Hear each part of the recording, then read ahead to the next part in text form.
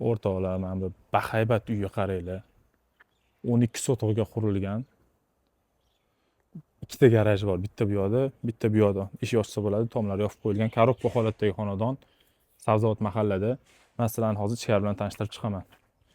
Bismillah, mana. Darvozaxonaga. Naryoq ham. Bo'l. Mana kirib oldik. Darvozaxonamizga ko'rsanglar bo'ladi. 6 ta mashina bemalol sig'adi. 3 ta mashina turibdi. Bu yoqda yana 2 ta mashinaga joy bor. Xo'p, bu birinchi darvozaxonamiz. Mana bu yog'i ikkinchi darvozaxonamiz o'rtoqlar. Ko'rsanglar bo'ladi. Video uzunroq bo'ladi, chunki to'liq uyni tanishtirib o'taman bitta videoning o'zida. Bu yerda mana shu tarafda alohida yashaydigan hudud bor. Bu yoqga o'zini kotelnisi joylashgan. Xo'p, tepada ham xona bor edi aka.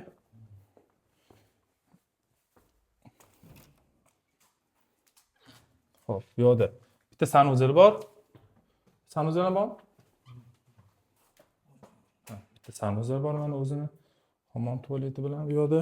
Bitta xonasi bor. Atablenlarlar tortib qo'yilgan bu yoqda. Bu yerda o'zimizdan binoning podval qismi ham bor. Podvalni ham ko'rsatib ketaman. Svet yo'q edi, ancha aniq fonar yoqaman. Xo'p, mana podval qismimiz. Hozir yorug' ekan. Juda katta podval, bahaybat. Ko'rsanglar bo'ladi. Endi ko'chaga chiqamiz.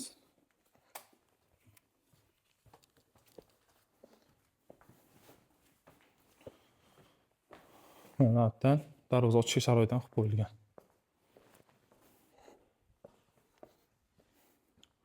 Rahmat beringlar, dekoratsiyalarga juda chiroyli qilib qo'ying. Bu yerda odamlar yashayapti, o'zi usta akalarimiz yashashyapti. Yashashga ham sharoit qilib qo'ygan. Bu tarafda, bu yoqda yashab turib, bu tarafni oxirigacha bitkazib olsanglar ham bo'ladi. Mana hovlimizni kattagina ko'rsanglar bo'ladi. Tovuqxonasi bor o'zini. Bu yoqda aka nechta xona bor edi? Ikkita xonamiz bor bu yoqda. Bitta oshxona bor, sanuzel bor. Sanuzelimizda bitta bonusning ichasida sizlarga basseynimiz ham bor o'rtoqlar. Mana sanuzelimiz. Mana usta akamiz o'tiradigan joy qo'yishgan. Tegi basseyn. Bu yoqda mana ko'rsanglar bo'ladi, hojatxona. Saunamiz ham bor uyimizda. Bu yerda hammomlarni cho'milishga. Basseynni qaranglar. Kichkina chiroyli. Xo'p, hovlimizni mana bu yoqdan ko'rinishi navis qo'yilgan. Yozgi oshxonaga hamma tochkalar qoldirib ketilgan. Ko'rsanglar bo'ladi, mana hovlimizdan ichkaridan ko'rinishi. Masalan, hozir asosiy bino bilan tanishtirib o'taman. Asosiy binoga bu yoqdan ham kirsa bo'ladi, orqadan ham eshik qoldirilgan. To'g'ridan qaranglar, o'rtoqlar. Navislar baland qilib chiroyli qilib qo'yilgan. Hoppa, bismillah. Mana kirishimiz bilan bizda xo'l, kattagina. Ko'rsanglar bo'ladi, o'zining chiroyli zonasi bor. Chap qo'ldan boshlaymiz. Birinchi xonamiz bu yerda oshxona. Ayollarimizning sevimli xonasi. Oshxona. Keyin bu yoqda bizda yosh kattalar uchun yotoqxona joylashgan. Yosh kattalar uchun yotoqxonamiz bor bu yoqda. O'zining ichida sanuzellari bilan. Xo'p, bu yerga mana bu joyimiz kirib kelishimiz. Ko'rsanglar bo'ladi.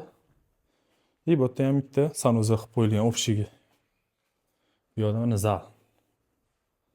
Zalni ko'ringlar, o'rtoqlar, kattaligini. Xo'p, keyingi xonamiz. Birinchi etajda ham bitta xonamiz bor.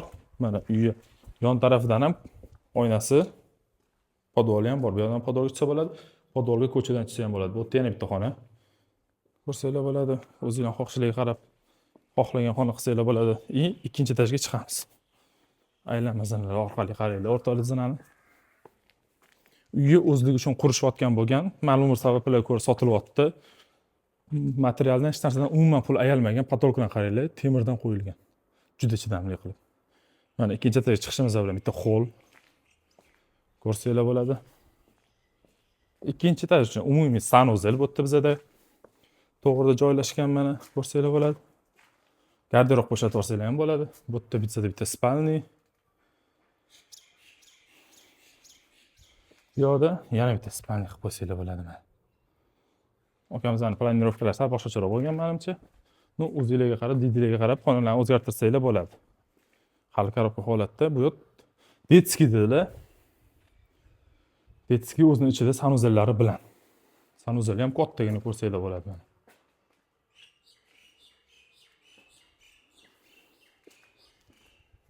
Xo'p. Keyingi xonamiz. Bu yoq ham detskiy. Ko'rsanglar bo'ladi. Xohlovchilar bo'lsa garderob qo'ysa ham bo'ladi. Mana yana bitta katta spalnimiz. Va oxirgi xonamiz ikkinchi etajdagi. Ko'rsanglar bo'ladi. Juda chiroyli. Qo'shnilarning ham hammasi katta uylar, chiroyli uylar qurilgan. Ko'rsanglar bo'ladi. Mahalla asfalt bo'lgan, toza havo. Mana ikkinchi etajda. Mana ikkinchi etaj. Uylarni ko'rsanglar bo'ladi. Qo'shnilar uylarini bemalol chiroyli uylar joylashgan.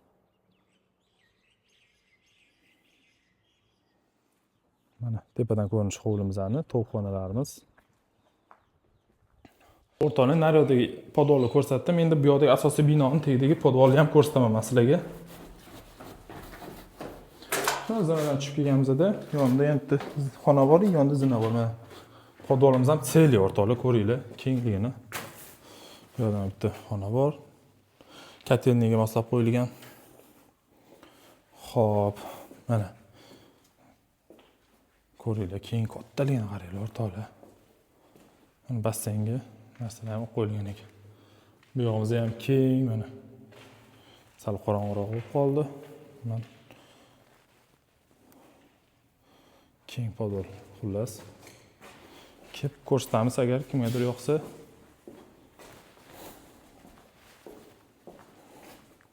Mana oshxonaning tagi bu yoq. O'rtoqlar, Sabzavot mahallada Betonkadan 3 minutlik yo'l primerni. Uyimizda 12 sotiq, 15 tacha xonasi bor. Deyarli bitgan tarafi ham bor, narigi tarafi bitgan, odamlar yashashyapti. Bu yog'i korobka holatda. Xo'p, umumiy 12 sotiq uchun sotig'iga 28 ming dollardan pul so'rashyapti. Bu juda zo'r narx. Uyi narxi başta qo'shilmayapti hisob. 2 etажga qurilgan katta bino. Ko'rsanglar bo'ladi. Narigi tarafda yashab turib, bu yo'lni oxirigacha bitkazib olsa ham bo'ladi. Juda chiroyli, juda zo'r narxga berdilar. 28 mingdan sotig'ini. Shoshib qolinglar o'rtoqlar.